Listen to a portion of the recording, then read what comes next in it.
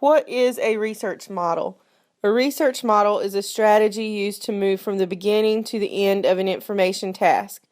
A research model can be used for any information task, whether an academic research paper or an everyday information need. What are the advantages to adopting a school-wide research model? It keeps all stakeholders on a common ground. It keeps students on the same level from class to class. They won't learn a method in one class and then go to another and learn another research skill. They will have common skills from class to class.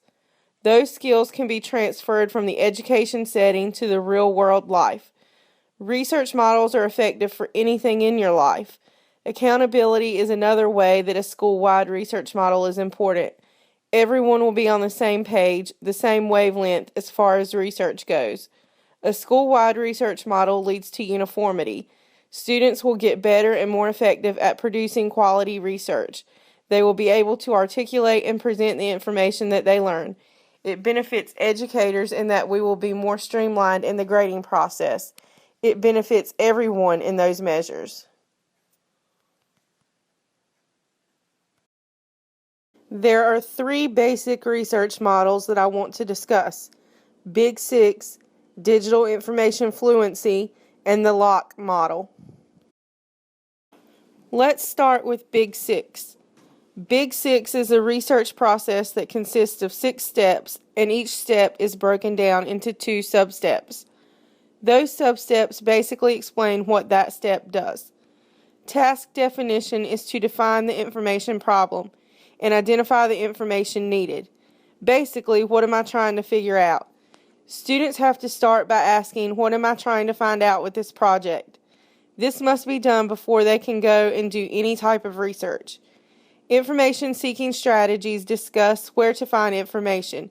Am I going to go to Google, Wikipedia, NC WiseOwl, and the databases there? Where can I find information, and which sources are the best for finding information out of all the possible choices?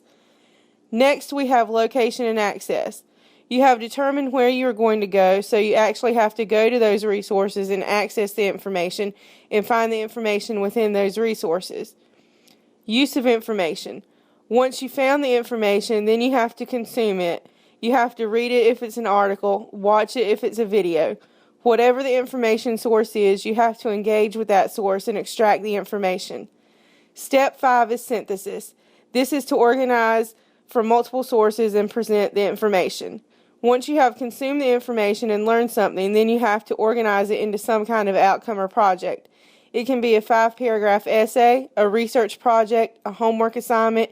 It could be anything. Whatever the assignment is, when you have used the information and consumed it, then you have to produce a product to show what you have learned. In step 6, evaluation, you judge the product in the process. This can be done by the educator in giving a grade, but can also be done personally. How do you think you did on the assignment? Are you comfortable with it? Have you followed all the steps? It is a feedback step. So this is the Big Six. If you think about it, that's what most people do, even when they aren't thinking of it as a research model. That's kind of the linear process you go through. But one good thing about Big Six is that it doesn't have to be linear. You can move back and forth between the steps. If you come to location and access and you find it doesn't have anything good, or you can't find it, if it doesn't fit what you were trying to find out, then you can go back to step 2 and try to find other possible sources. So you can move around. You're not stuck going 1 to 2 to 3. You can go back and forth whenever to whatever step you need. Big Six is good for integrating print and digital resources, everything we expect in research. It's good for all ages. Elementary schools use it. They just call it the Super 3. They combine it down into 3 steps for lower grades, but it's the same basic process. It works in middle school, high school, and even beyond. Now let's talk about the Digital Information Fluency model. It's kind of the same as Big Six, but it focuses on digital information. So you're looking at websites or other digital information.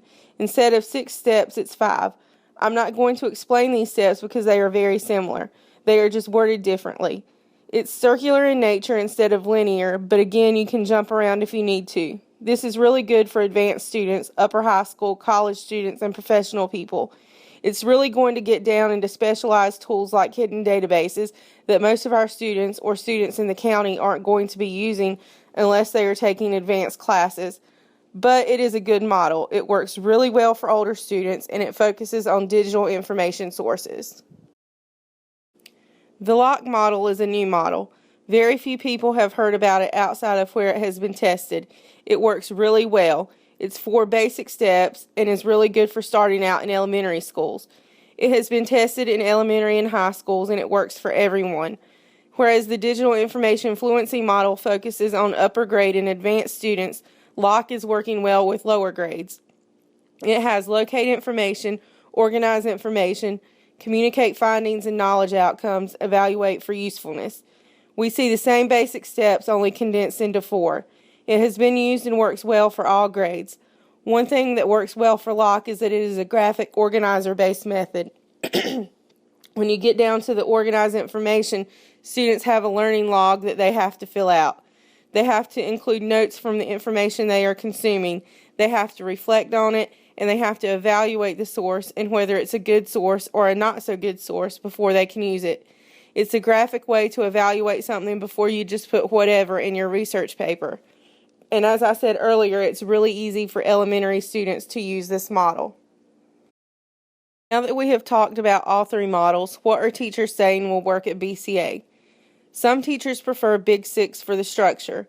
We know that our students need that kind of structure. Also, since other schools in Brunswick County are already using Big 6, it would be good for us to be on the same page since our goal is to have our students go back to their home schools. Other teachers like the simplicity of LOCK. The cute little acronym makes it easy for students to remember. None of our teachers prefer digital information fluency, which is great. While it is a wonderful model, it wouldn't work well at BCA because our students aren't on the advanced level that is required for this model. We all agree on the need for simplicity and structure, but in reality, we don't have a choice in which model we are going to use. If we are going to implement a school-wide research model, which we should, it has to be Big 6 because it is Brunswick County mandated. Now we will talk a little more in depth about ways that Big 6 can be used outside of a traditional research project. I think we all know or can see how Big 6 would be useful in that type of situation. One way to use this model outside of a research project is in teacher self-evaluation. This is a component in each of our evaluation tools, so it's important that we know of ways to do it. We should be reflecting on our practice and using that reflection to grow as professionals. Using Big 6 as a self-evaluation tool is something that can actually help us as well as our students. In their 2002 article, Moving Every Child Ahead, the Big 6 Success Strategy, Berkowitz and Serum provide a snapshot of a successful use of Big 6 for teacher self-evaluation. We all hate standardized testing, and this school is one in which our students have problems with standardized tests. We are a low-performing school. This may give us all ideas on how to improve standardized test scores. In this example, the task definition was to raise standardized test scores from a 53% passing rate to the maximum passing rate possible. This teacher identified what the task was and what was required of the students on various questions on the state exam so that they would be able to be successful on all question types. Skill set number 2, information seeking strategies. He needed to see what he was doing in his classroom. How was he teaching? What was working? What was not working? Was his teaching style actually teaching students what was on the exam? What could he do differently? If his teaching wasn't equipping students to succeed, what could he change? Location and access of information. Where could he find information on what he needed to know? Could he evaluate his teaching style? Did he need to bring someone in? Should he record his lessons to look at later? What kind of places could he go to find information, and where could he find the information that he needed to actually instruct his class? If a textbook wasn't working, and it doesn't work for our students, where else can you go beyond a textbook to find the information that you are supposed to be teaching your students? And for Big 6 Skill 4, how is he going to have his students engage with or use the information? Obviously, lectures don't work for our students. You have to find alternative methods for delivering information, alternative methods for students to engage with the information. On to Skill 5, synthesizing or using the information. What do we expect our students to do with the information once they consume it? Are they going to write a research paper? Are they going to write an essay? Can they get up and give a presentation? Do you want them to make a PowerPoint, a Prezi? What? What do you want them to do to show you that they have mastered the information? Obviously, we need to have our students take tests to practice because we all know our students aren't good at taking tests, and so we need to build them up for test taking at the end of course exams. But we don't want to just do nothing but drill information test.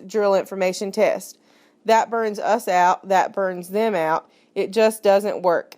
So what methods can we use to get our students to show that they have mastered the information that we are teaching them? And then evaluate our process. Is it working? Is it not working? It's a continual process. What works today may not work tomorrow. What works this semester may not work next fall. So we have to continually be changing up what we do. We have to continually evaluate what we are doing in the classroom and what we can do in the classroom to make it work. So that's kind of an overview of how to use Big Six as a teacher self-evaluation tool. Outside of that, another method you can do is as assignment help. As I mentioned earlier, it can be any type of assignment. It doesn't have to just be a research project. If you are giving them an assignment to read a novel and summarize it, the student needs to know what their task is. What do you want them to do? You want them to read the novel and summarize it. But the student has to be able to say what the assignment requires them to do. They have to know where they can find sources for the assignment. For that case, they have to read the novel. They can't go on YouTube and find something. They need to actually take the novel and read it. Where can they locate and access that information? Well, with only one option, they only have one choice. They have to read the novel. They have to be able to see this for themselves. We can't just tell them what they need to do. We have to teach them the steps in Big Six so they can see the process for themselves. Then they have to know how to use the information. In this example, it would be to write a summary. They would have to be able to say that. Then synthesizing, they would actually have to do it. They actually would have to write the summary of the novel. Then Big Skill 6, evaluation.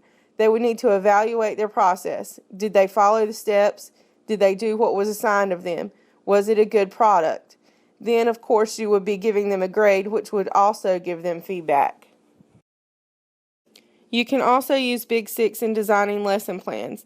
This will get you in the mindset of teaching these skills to your students. I'm not going to tell you how to do your lesson plans, but it's just an idea. If you're going to start incorporating Big Six skills in your instruction, then this might be a way to get started. If you are interested and need help, if you want to do it, I can help you with it. If you want to design lessons, projects, assignments, whatever, using Big Six, then I'm here to help you. We can all help each other. We aren't a lone island in this. This is something that needs to be incorporated school-wide if we are going to do it, and I'm here to help you with that.